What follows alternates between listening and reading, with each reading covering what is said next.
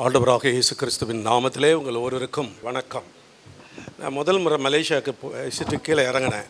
அப்படி நான் பேசிக்கிட்டே இருக்கும்போது அங்கேருந்து இன்னொருத்தர் வந்தார். தரிமா கசைனார். தரிமா கசனை என்ன வழங்குது உங்களுக்கு? கறி மசாலான்ற மாதிரி தானே தெரியுது. தரிமா கசானேன்னா தேங்க்யூ வெரி மச். அவங்களுடைய மொழி பாருங்கள், நல்லா அழகாக இருக்குது. கொரியாவில் போயிட்டு நான் பாஸ்டர் ஓவன் ராபர்ட்ஸ், இன்னும் சில போதகர்கள், இந்த டிடி லாசரு, வென்சன் சாமியல் எல்லாம் போயிட்டு உள்ளே நுழையிறோம். உள்ளே நுழையும் போதே அணியாங்காசையோ அப்படின்னாங்க. நான் சொன்னேன், என்ன பாஸ்டர், இந்தியாவிலேருந்து இவ்வளோ கஷ்டப்பட்டு உள்ளே வந்திருக்கோம், நுழையும் போதே அநியாயக்காரனேன்றாடுங்க. அப்புறம் அந்த ஜோசப் ஹான்னு ஒருத்தர், அவர்கிட்ட கேட்டேன், என்னையா உங்கள் ஆளுங்க சொல்கிறாங்க அப்படி. பாஸ்டர் அணியாங்க ஆசையோன்னா ஐயோ நல்லா இருக்கீங்களா அப்படின்னு கேட்குறாங்கன்னு. திரும்பிட்டு வரும்போது இப்படி வரும்போது இன்னொன்று சொல்கிறான், சுப்பு பாதுஷையோ. நாங்கள் உங்களுக்கு என்ன விளங்குது சொல்லுங்கள்? பாதுஷா வேணுமா? நான் உடனே இன்டர்பிரேட் பண்ணேன் பாஸ்டர் ஓவன் ராபர்ட்ஸுக்கு, ஐயா வெளியே போகும்போது பாதுஷா கொடுக்குறாங்களாம், கரெக்ட்.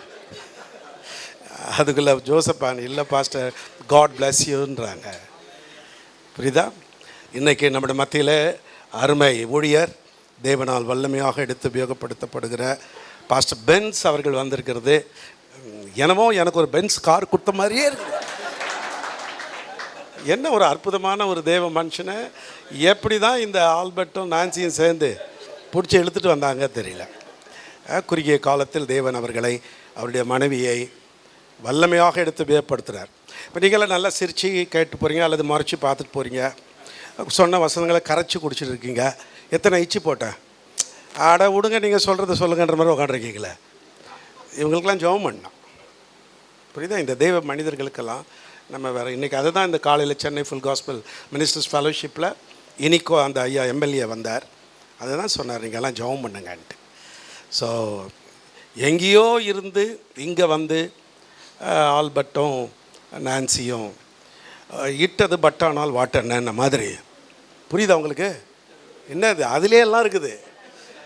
அந்த ஊரை விட்டு இங்கே வந்து இந்த மக்கள் மேல் இவ்வளோ பாசத்தோடு பிரியாணி ஒரு பிடிச்சிருப்பேமே நம்ம. நல்லா இருந்துச்சா இல்லையா? எவ்வளோ ஒரு பாசம் உங்களுக்கு.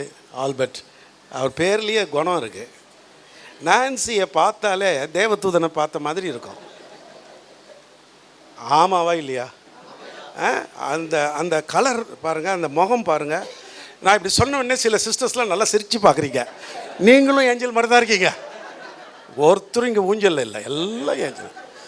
அந்த மாதிரி ஒரு தெய்வீகத்தை இந்த பிள்ளைகளுக்கு கொடுத்து இன்றைக்கி ஒரு நல்ல செய்தி உங்களுக்கு. Chennai full gospel ministers fellowship தான் தாய் சபை தங்கம். இப்போ ஏராளமான ஃபெலோஷிப்லாம் வந்துருச்சு. அந்த தாய் சங்கமான சென்னை ஃபுல் காஸ்பல் மினிஸ்டர்ஸ் ஃபெலோஷிப்புக்கு எங்களுடைய கனத்துக்கு உரிய ஐயா, உலகத்திற்கு அவர் வைத்திருப்பது தாடி, ஆனால் சென்னை ஃபுல் காஸ்பலுக்கு கிடைத்தது ஒரு டேடி. இன்னைக்கு தான் அவர் சேர்மன் ஆயிருக்காரு. எல்லாம் கொஞ்சம் சேர்மேன், நிறைய சேர்மேனுங்களை நான் மண்ணாக தான் வெளியே கிளப்பி சொல்கிறாதீங்கப்பா, ரெக்கார்டு வேறு பண்ணி தொலையாதீங்க. சேர் மண் அப்படி சும்மா. ஆனால் இவர் நிச்சயமாக ஏதாவது சேர்லேருந்து எழுந்து மண்ணை பிசைஞ்சு உருவாக்கிடுவார். அந்த ஒரு சென்னை நேட்டில் ஏற்கனவே நல்ல ஊழியம். ஸோ ஆக்சுவலாக நான் வந்து பிரசங்கியாளராய் வரவில்லை, உங்களெல்லாம் பார்த்து சிரிச்சுட்டு போகலான்னு வந்தேன். ஆனால் அந்த மனுஷன் அதான் நான் சொன்னேன் இல்லை, டாடின்னு அந்த அச்சன், ஒரு தகப்பனுக்கு ஒரு லட்சணம் அவருக்கு இருக்குது. அவர் என்ன பண்ணிட்டார், என்ன பிடிச்சி பாஸ்டர் ஆல்பர்ட் கிட்ட கொடுத்து, அவர் வராரு, அவர் பேரை போட்டுருங்க, அவர் எதாவது பண்ணிவிடுங்க. நான் சொன்னேன், இவ்வளோ பரிசுத்தவான்கள் இருக்கிறார்கள், இளைஞர் குமார் எங்கள் மத்தியில் இருக்கிறாரு. குமார் என்ன வயசானவர் நினைக்கிறீங்களா? குமார்னா இளைஞன்னு அர்த்தங்க. அவரை பாருங்கள், அவர் போட்டிருக்கிற வெள்ளை சட்டையும், அவருடைய அந்த நான் சொன்ன உடனே பாருங்கள், அவர் சின்ன பிள்ளை மாதிரி முகத்தை காட்டுறாரு. அவங்க அம்மாவை நான் ரொம்ப, எனக்கு பிடிச்சமான தாய்மார்களிலே மரியாதைக்குரிய அம்மா யாகம்மா. என்ன ஒரு தெய்வீகத்தன்மை கொண்டவங்க. யாகம்மா கிட்ட யாருன்னா ஜெபம் பண்ணியிருக்கீங்களா? வசன மழை பொழியும், படிப்பே வாசனை கிடையாது. ஆனால் வசனத்தை ஏசாயா 40 10 சொல்லுது அப்படின்வாங்க. அந்த மாதிரி வசன மழையில் ஜெபம் பண்ணுற ஒரு நல்ல தாயினுடைய குமார் அவர்கள் இங்கே இருக்கிறது ரொம்ப சந்தோஷம். ஸோ சரி, நான் எங்கே போனாலும் இந்த ரகசியத்தை, என் வாய் வந்து கொஞ்சம் ஓட்ட வாய், பல்லும் கொஞ்சம் ஓட்ட பல்லு தான், எதையுமே நான் வச்சுக்க மாட்டேன் மனசில். பாருங்கள், நான் கூகுளில் பாஸ்டர் ஆல்பர்ட் இல்லை எத்தனை மணிக்கு முடிக்கணும்னு சொல்லியாப்பா நீங்கள் எவ்வளோ சரி எவ்வளோ நேரம் எனக்கு பேச 20 மினிட்ஸு. அது நான் வந்து ஏஞ்சல் டிவியில் பேசுகிறவன், எனக்கு டைம் சொல்லிட்டா கரெக்டாக முடிச்சுடுவேன். அவர் சொல்லியிருக்கிறாரு நாளை காலையில் 8 மணிக்கு முடிங்கன்னாரு. பாஸ்டர் பென்ஸ், இது அசட்டு சிரிப்பு, இது உண்மையான சிரிப்பு இல்லை. சொன்ன டைமுக்கு ஓகே நான் முடிச்சுடுவேன். அதனால் அந்த ஐயா பிரசங்கம் பண்ண வேண்டியவர் என்ன பிடிச்சி கொண்டாந்துட்டார். நான் ஜீசஸ் கால்ஸில் வேலை பார்த்தேன். பிரதர் டிஜிஎஸ் தினகரனுக்கு காரியதரிசியாக அவர் வீட்லேயே இருந்தேன் ஒரு 10 வருஷம். நகமும் சதையும். அவருடைய பிளட் குரூப்பும் என் பிளட் குரூப்பும் ஒன்று. A1 பாசிட்டிவ் எனக்கு, அவருக்கு A1 பாசிட்டிவ். அவருக்கு ஹார்ட் அட்டாக் 1990 வந்தப்போ ஒரு 120 ஸ்டாஃப் இருந்தாங்க. பிளட்டு தேவைப்படுது, ஓடுங்க. நாங்கள் ரெவரண்ட் ஜெபராஜ் சாமியார் எல்லாம் ஒன்றாங்க. 5 பேருக்கு தான் A1 பாசிட்டிவ் இருந்தது. அது முதல் எனக்கு இருந்துச்சு. அதனால் எனக்கு ஒரு பாக்கியம். அவருக்கு A1, என்னுடைய A1 பீப் ஸ்டாலில் A1 நீ உடனே A1 ஒன்னது அங்கே போயிடுது மைண்டு. A1 positive. அந்த ஐயாவுக்குள்ளே என் ரத்தம் ஓடிச்சு. அப்போ அங்கே வேலை பார்த்துட்டு இருந்தப்போ ஒரு குணசேகரன்னு ஒரு வாட்ச்மேன் இருந்தான். வாட்ச்மேன், செக்யூரிட்டின்ல பேர் இல்லை அவங்களுக்கு, வாட்ச்மேன். அவன் ஒரு நாள் என்கிட்ட வந்து சொன்னான், ஐயா நான் ஊருக்கு போகிறேன், என் மாமன் பொண்ணு கல்யாணம், போயிட்டு 10 நாள் பொறுத்து வந்துடுவேன், லீவு வாங்கிட்டேன் அம்மாக்கிட்ட, ஸ்டெல்லா அம்மாக்கிட்ட. சரி போயிட்டு வாப்பா குணசேகரா, வேண்டிங்க சார். அவன் கிறிஸ்தவன் கிடையாது. சரிப்பா நான் வேண்டிக்கிறேன், போயிட்டு வா. அத்தை பொண்ணு கல்யாணத்துக்கு போயிட்டு வந்தவன் 10 நாளைக்கு பிறகு வந்தான். ரொம்ப முகமெல்லாம் ஒரு பளிச்சுன்னு இருந்துச்சு. ஒரு மாதிரி கையிலெல்லாம் மோதிரம் போட்டுனுக்கிறான். கேட்டேன், என்னடா குணசேகரன் என்னடா ஆச்சு? உன் மாமன் பொண்ணு கல்யாணத்துக்கு தானே போனேன், அதை ஏன் கேட்குறீங்க? காலையில் 6-7 முகூர்த்தம், நைட்டு எல்லாம் வெங்காயம்லாம் வெட்டி கொடுத்து எல்லாம் முடிச்சுட்டு பூண்டு உரிச்சு கொடுத்துட்டு படுத்து தூங்கின்னு இருந்தேன். மாமா வந்தார், எழுப்பினார். டேய் குணசேகரா எழுந்துடுறான்னாரு. என்னடா காலங்க இப்போ தானே படுத்த எழுந்துடுறா நீ அப்படின்னார். கடை எடுத்து போய் குளிச்சுட்டு வா. என்னடா மாமா நம்மளை குளிக்க சொல்கிறார், நமக்கு என்ன குளிச்சுட்டு வருவோம். ஒரு பட்டு வேஷ்டி கொடுத்தாரு, பட்டு சட்டை கொடுத்தாரு, ஒரு அங்கவஸ்திரம் கொடுத்தாரு. 3ஐயும் கொடுத்துட்டு இதெல்லாம் போட்டுக்கிட்டு வெளியே வாடான்னு. சரி மாமா நம்ம மேலே பாசத்தில் வாங்கி கொடுக்குறாரு போல், நமக்கு என்னன்னு சொல்லி எல்லாத்தையும் போட்டுக்கிட்டேன். பட்டு வேஷ்டி கட்டிட்டேன், பட்டு சட்டை போட்டுட்டேன், அங்கவஸ்திரம் போட்ட உடனே கூட்டு கையில் பிடிச்சி கூப்பிட்டு வந்தார். அந்த மணவரைக்கு போனால் என் மாமன் பொண்ணு அப்படி கீழே குனிஞ்சிக்கின்னு உட்காந்துக்கிறா. அங்கே அவர் கட்டி மேலாம் கட்டி ஓம் ஸ்ரீ ஹராம ராகம் வா அவர் ஓதிக்கிட்டு இருக்கார். மாமா என் காதில் ஓதுனார். என்ன ஓதுனார் தெரியுமா? டேய் குணசேகரா சொல்லு மாமா, என்ன செய்யணும் சொல்லுங்க மாமா. டேய் அந்த மாப்பிள்ளை நேற்று நைட்டு வரைக்கும் இருந்தாண்டா, காலில் ஓடி போயிட்டு இருக்கிறான்டா. எங்கடா போய் தேடுறது, எங்கே போய் தேடுறது, என்ன சொல்லு மாமா. என்ன ஒன்றும் இல்லைடா, மணவரையில் போய் உட்காரு, புரோகிதர் தாலி எடுத்து கொடுப்பாரு, கட்டிக்கிட்டாருனாரு. சும்மா கிடந்த குணசேகரனுக்கு அடிச்சது பாருங்க லக்கு. அடே அப்பா, சும்மா மீனம்பாக்கத்தில் இருந்த என்ன மை டாடி, இந்த மனுஷன் சும்மா இல்லாமல் ஏன் கூட வாங்கன்னு கூட்டிகிட்டு வர மாதிரி கூப்பிட்டு வந்துட்டு என்ன ஒரு மாட்டி விட்டுட்டு அவர் எப்படியும் வருவார். நீங்கள் எல்லோரும் நல்ல பிரியாணி சாப்பிட்டீங்க, கொஞ்சம் பாயாசம் மட்டும் நான் கொடுத்துட்டு உங்களை ஆயாசமாக அனுப்பிடுறேன். எத்தனை பேர் சந்தோஷமாக இருக்கீங்க? அதாங்க, வேறு எங்கேயுமே இந்த சந்தோஷம் இருக்காதுங்க. இந்த ஊழியர்கள் கூட்டினாதான். நீங்கள் வேணால் பாருங்களேன், நான் எப்போதும் இந்த கூகுள் பற்றி சொன்னேன், பாதியில் விட்டேன், கேட்கவே இல்லை நீங்களாம். அவ்வளோ வயசு ஒன்று கொண்டு ஆகலை, இப்போ தான் சின்ன வயசாக இருக்குது. கை எவ்வளோ தட்டுறீங்களோ, புரியுதா? கை எவ்வளோ தட்டுறீங்களோ அவ்வளவுக்கு ஹார்ட்டு நல்லா இருக்குமா. நான் போய் சொல்ல, கூகுளில் படிக்க தெரிஞ்ச பிள்ளைங்கள்லாம் போட்டு பாருங்கள், what's happening when we clap a hand கேட்டு பாருங்க. இல்லைன்னா ஏஐ கிட்ட கேளுங்க, கை தட்டினா என்ன கிடைக்கும். ஏஐ உங்கள் கைகளை தட்டும் பொழுது அது சொல்லும். ஒரு பொண்ணு அப்படி தான் கேட்குறா, ஏஐ சொல்லு நான் வந்து நெயில் பாலிஷ் போட்டேன், என் நெயில் பாலிஷ் போகாமல் பாத்திரம் கழுவுனா என்ன பண்ணும், மடிச்சு உன் வீட்டுக்காரெல்லாம் கழுவு சொல்.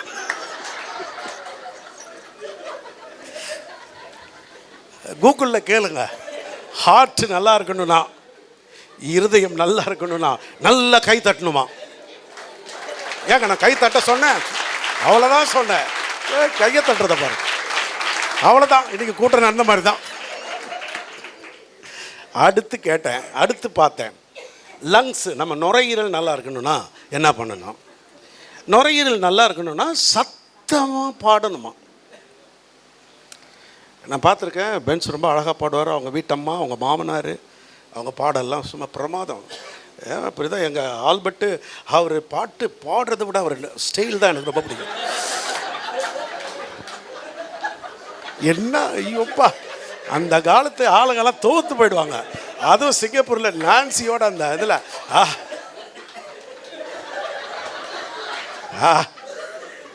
அதனால் நல்லா சந்தோஷமாக நான் மறைந்த ஜீவானந்த அண்ணன்கிட்ட இதை கற்றுக்கிட்டேன். இந்த ஆல் நைட் ப்ரேயர்லாம் நான் தான் கண்டக்ட் பண்ணுவேன். அந்த காலத்தில் அவர் சொல்லுவார், தம்பி எல்லாம் அடிப்பட்டு வதப்பட்டு வருதுங்கப்பா, அவன் புடிச்ச ஆட்சி அங்கே இங்கே வந்திருக்குது, நம்மளும் ஆட்சி அதை எங்கே போவோம் பாவம். சந்தோஷமாக பேசி ஜாலியாக பேசினார். அவர்கிட்ட இருந்து கற்றுக்கிட்டு தான் நைட் ப்ரேயர்லாம் அங்கங்கே எல்லாம் சுருண்டு படுத்துன்னு இருக்கோம். என்கிட்ட சொல்ல, தம்பி எழுப்பாத, யாரையும் எழுப்பாத, அது தூங்கி எவ்வளோ நாள் ஆகுது தெரியுமா, இங்கே தூங்கட்டுமே. கொஞ்சம் பேர் இப்போ தான் நினச்சாங்க யாரையாவது விடுவாங்க கொஞ்சம் சைடில் அப்படி பார்க்கலான்ட்டு. இந்த மனுஷனை விட்டாங்க, ஒன்றும் கண்ணை கூட விட மாட்டான் போல தெரியுது. அன்பானவர்களே, உங்களோடு இருப்பதில் ரொம்ப சந்தோஷம். என்னுடைய துணைவியார் பாஸ்டர் சாரா ராஜன் ஜான், ஒரு ஆடிட்டராக கவர்மெண்ட்டில் இருந்தவங்க. ஆண்டவர் எங்களை அழைச்சிப்போ வேலையை ராஜினாமா பண்ணிட்டாங்க. First assembly of God church சேத்துப்பட்டில் சென்னையில் 1960 அவங்க அப்பா தான் ஆரம்பித்தார். பாஸ்டர் வி மோசஸ்னு, அவர் அந்த திருநெல்வேலி மாவட்டம் அந்த பக்கம் சேர்ந்தவர். ஏஜியில் அவர் டீச் பண்ணிருந்தப்போ அவரை பிடிச்சி சென்னைக்கு அனுப்பி அவர் ஒரு பெரிய புரட்சி கொண்டாந்து. அதுக்கப்புறம் தான் பாஸ்டர் மோகன் இவங்க எல்லாம் வந்தாங்க. இன்றைக்கி ஏஜி கொடிகட்டி பறக்குதுன்னா அதற்கு வித்து அவங்க அப்பா. அதனால தான் அந்த வித்திலிருந்து ஒரு சொத்தை நான் எனக்கு எடுத்துக்கிட்டேன். அந்த சொத்து இல்லைன்னா எனக்கு வந்திருக்கேன் பாருங்கள் பித்து. அப்புறம் ஊரில் உள்ளவெல்லாம் போட்டிருப்பான் 10. அதனால் மனைவி அமைதெல்லாம் மன்னவன் இயேசு கொடுத்த வரமப்பா. பாருங்கள், என்னை புரியாத அந்த ஜோடி தம்பதியை பாருங்கள். இருக்கட்டும். அதனால் எனக்கு அன்பான தேவ மனிதர்களே, என்னுடைய நேரம் ஓடி போயிடுச்சு. டி மைனர் கொடுங்க தம்பி, நல்ல நல்ல பாடகர்கள்லாம் இருக்காங்க. நீ தான் நான் வாசிக்கிற, நல்லா தெரியுமா எனக்கு. டேய் இவன் தீர்க்க தரிசிப்பா. உம்மை நம்பும் நான் பாக்கியவான், உம்மையே நம்பியிருப்பேன். அன்பை நம்பும் நான்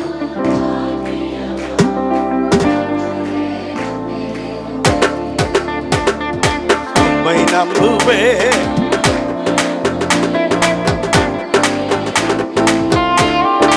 ஓஹோ, உம்மை நம்புவேன்.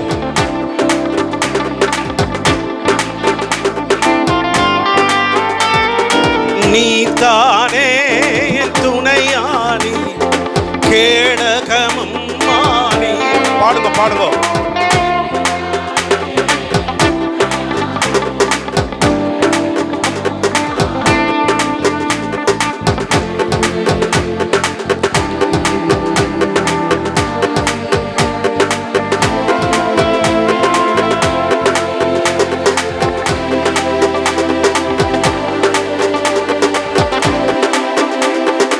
உம்மை நம்புவேன், நான் உம்மை நம்புவேன்.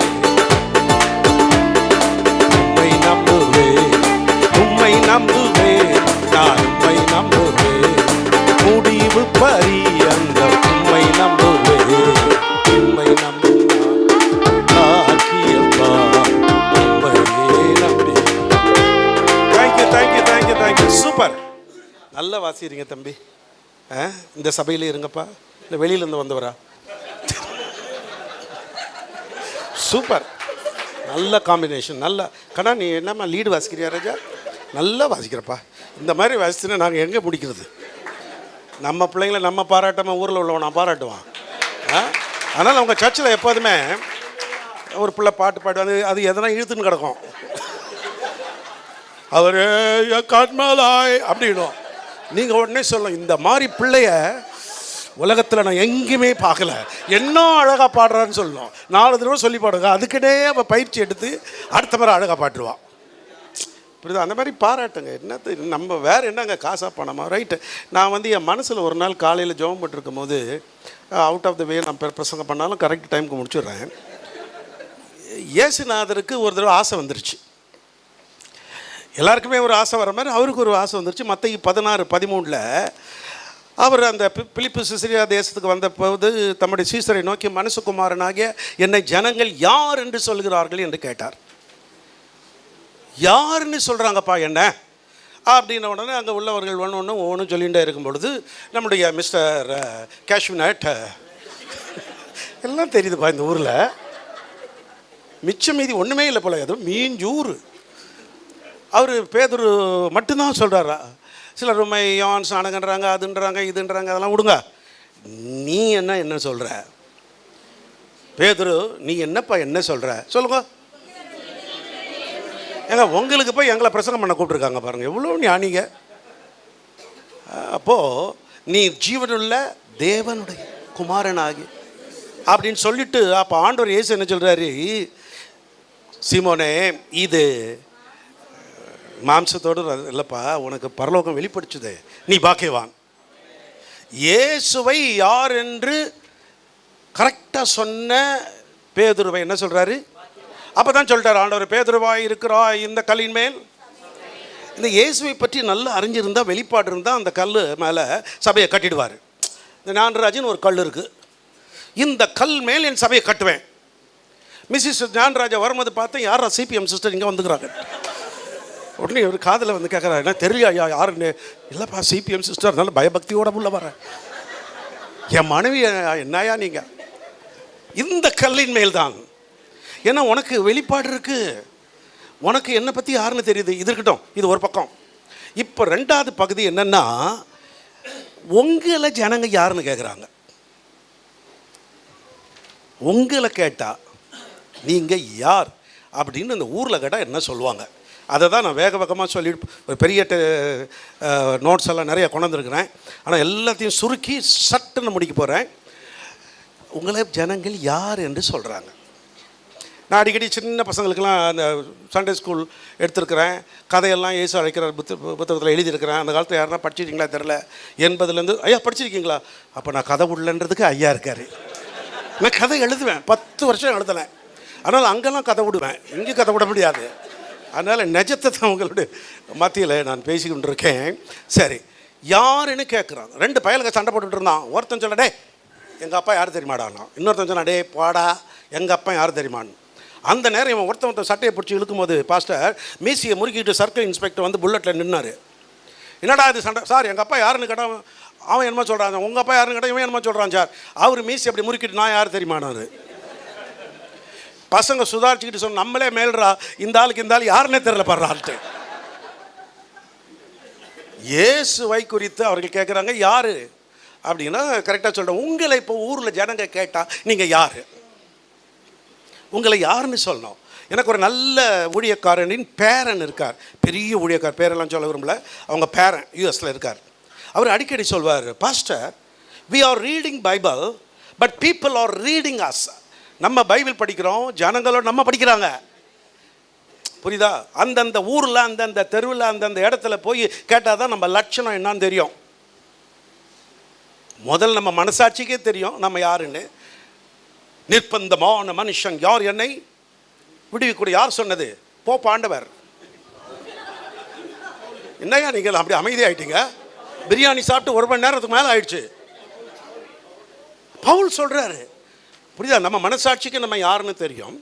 ஆனால் இன்றைக்கு நம்மை குறித்து மக்கள் கேட்கும் பொழுது, பார்வோன் தன்னுடைய ஊழியக்காரர்களை நோக்கி இந்த யோசேப்பை குறித்து அவர் சொல்லும் பொழுது சொல்கிறார், அந்த ஆதியாகமம் 41, 38, 39 இந்த மனுஷனை போல வேறொருவன் உண்டோ அப்படி சொல்லிட்டு, தேவன் இவை எல்லாவற்றையும் உனக்கு வெளிப்படுத்தியிருக்கிறார், உன்னை போல விவேகமும் ஞானமும் உள்ள வேறொருவன் இல்லை. யார்கிட்டையாவது உங்கள் ஊரில் உங்கள் தலைவர்கிட்ட, எம்எல்ஏ, எம்சிக்கிட்ட யார்கிட்ட கேட்டால் அந்த பாஸ்டர் எப்படின்னா, ஐயோ அவரா ஞானமுள்ள மனுஷன், எல்லாரோடையும் அன்பாக ஐக்கியமாக இருக்கிறவர், ஊருக்கே நன்மை செய்கிறவர்னு சொல்லி ராஜா சொல்லணும்.